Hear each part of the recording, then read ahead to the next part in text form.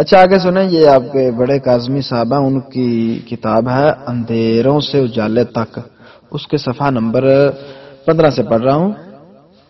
انگریز نے اپنے دور حکومت میں اس مقصد کو ختم کرنے کی کوشش کی اور ایسا نصاب تعلیم رائج کیا جس کے ذریعے خدا پرستی کی جگہ خالص مادہ پرستی کا رجحان پیدا ہوا۔ اسلامی اخلاق و اقدار پامال ہونے لگے اور اس تعلیم کو اپنا کر مسلمان اسلام سے دور ہونے لگے۔ چنانچہ آج تک ہمارے تعلیمی اداروں میں وہی نصاب تعلیم رائج ہے۔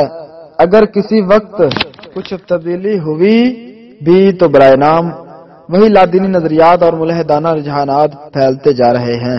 پھر ایک المیہ یہ ہے کہ برائے نام تبدیلی کرنے والوں نے سواد اعظم کو قطعی طور پر نظر انداز کر دیا۔ ان کے اسلاف کرام کے ذریعے علمی و عملی مجاہدانہ کارناموں کا ذکر ہی کیا، ان کے نام تک کو صفحہ کرتاس پر لانا گوارا نہ کیا، بلکہ تاریخی حقائق کو بے دردی سے مسخ کر کے جن لوگوں نے انگریزوں سے جہاد کے ناجائز ہونے کے فتوے دیے انہیں مجاہد بنا کر دکھایا گیا اور اصل مجاہدین کا ذکر تک نہ کیا۔